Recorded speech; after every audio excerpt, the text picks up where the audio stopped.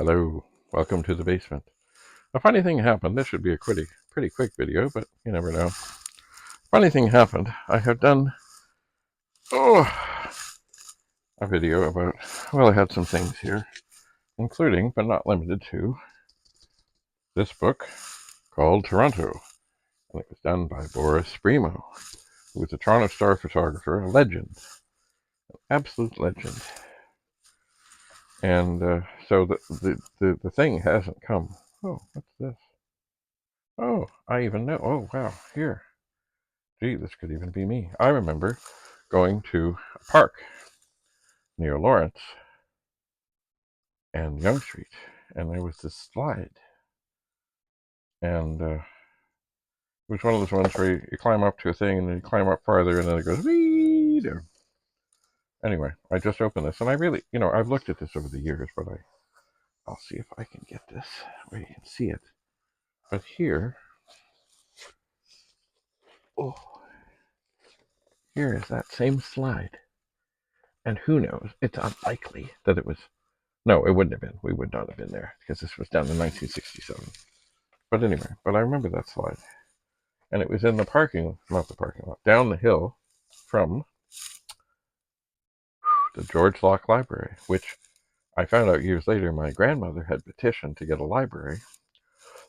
And she said there was even talk at the time they might call it the Edna Bradley Library because she had done so much to get it going. But anyway, somehow it ended up being the George Locke Library. Probably something about, well, we don't name things after women and all that.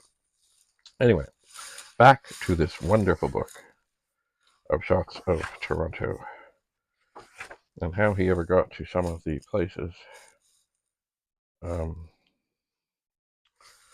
Obviously, sometimes he had to have access to roofs and things and stuff.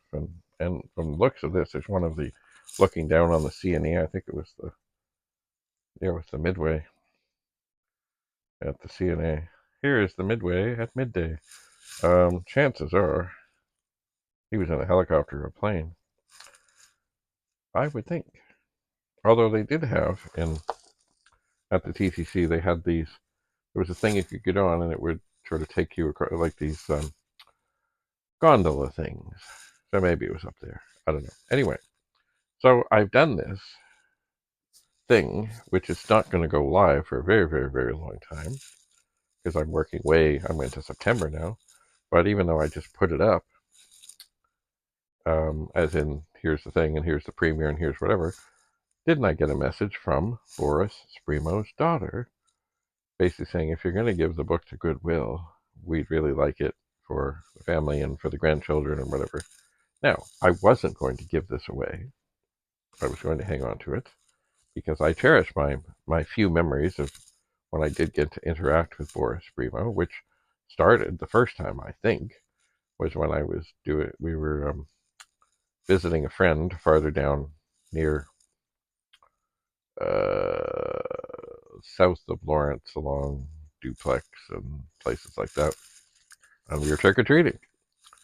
And it's funny, you look back on these things, you're like, now, of course, my God, there's somebody taking pictures of all the kids who come to the door.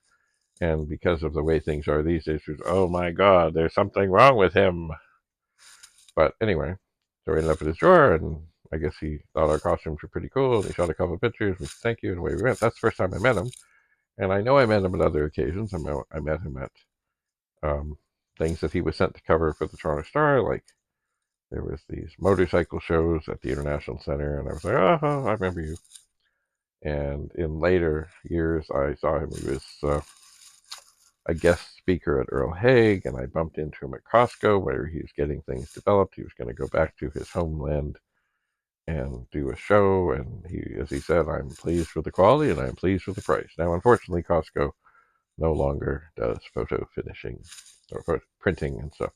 But anyway, I did write back immediately saying that, I wasn't going to be rid of this, but I would be honored to share it with their family. So I haven't heard back, but I'm sure I will, and we will sort it out, and I will make sure that this gets into their hands and that they can indeed enrich their family and their grandchildren, and who knows, maybe great-grandchildren.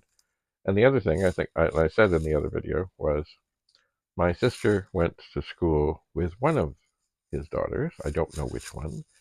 And another one obviously went to Lawrence Park Collegiate because, or maybe it was, yeah, it must have been, because there was a painting on the wall. That's what art students did in schools here and there. They'd say, here's your spot. Here's, do something. And I remember it specific. I know it was near the cafeteria, and I believe it was at the south end of the cafeteria, just outside the door. There was a something, and I wish I'd taken a picture of it, but I hadn't. And because it's probably been painted over by now, and but at the bottom, it was signed Spremo. I was like, aha. So when I do meet up with or pass along or talk to um, one or whoever, however, I will just check and see if, did you go to Lawrence Park? Did you go to Northern?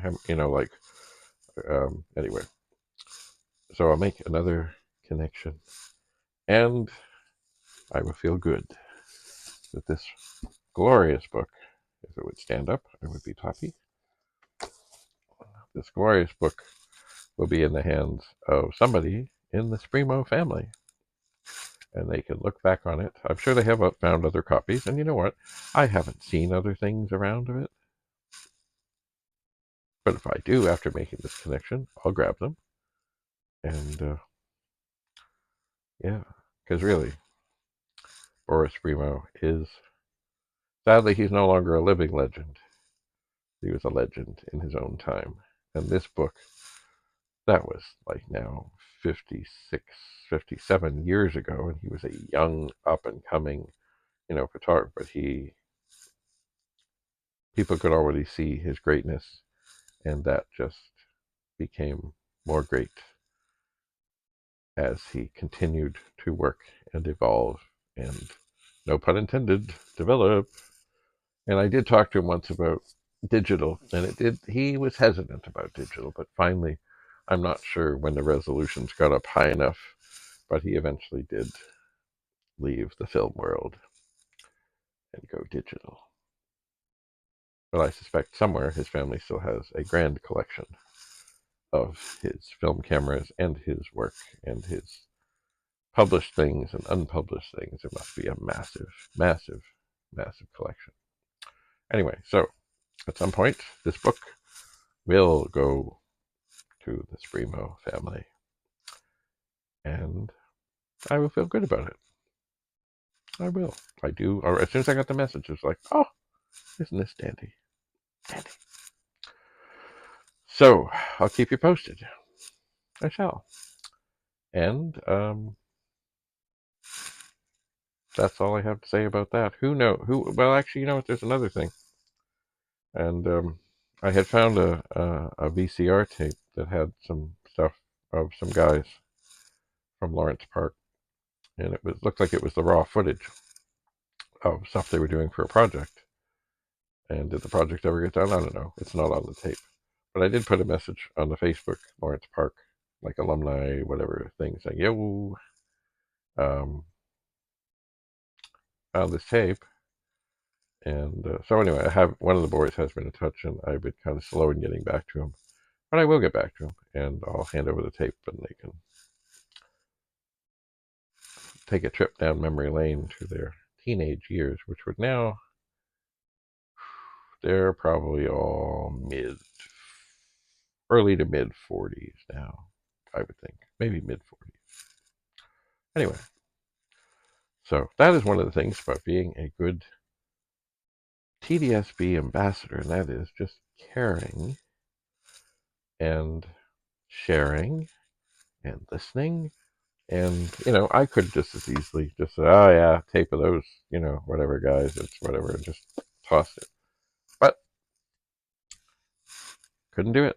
Couldn't do it. And I still somewhere have more tapes to look through. So who knows what I'll find. And how did I end up with that tape? I don't know. It was probably left in the locker at the end of the year.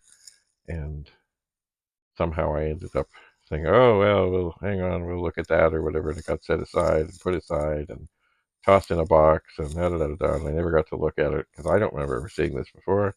But eventually, of course, 28 years later, I said, oh, look at that. Anyway, thanks for coming to the basement. I'll keep you posted on the book here that will soon, I hope soon, be in a better place. Actually, there's a lot of things that need to be in a better place.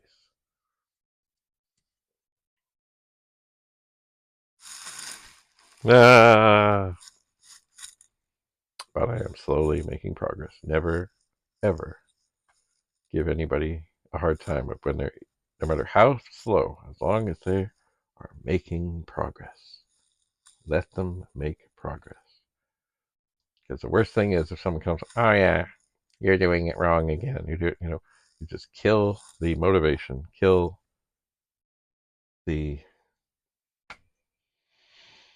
how would I put it? The inspiration to keep on making progress. So progress is slow, but it's happening. It's happening. So I'm glad I found this book. I'm glad I put Boris's name in the top thing, and I'm glad it was found, and I'm glad it'll go back to where it should go. So thanks for coming to the basement. Have a lovely, lovely day.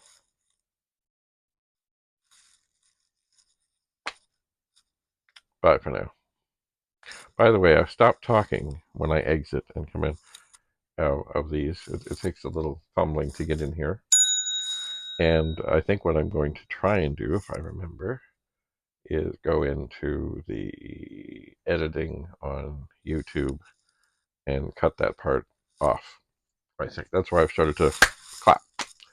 That shows me when I see myself clap, I know that I'm about to start. So I will try to do that.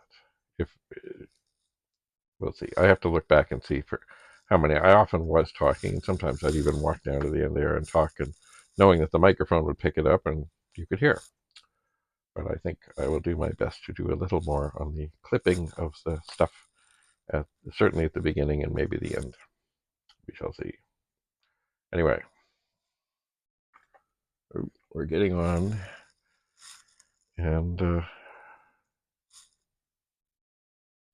I should get on with some other things. I'm not sure if that means stuff down here or stuff upstairs. Anyway, once again, have a lovely, lovely day. Bye for now.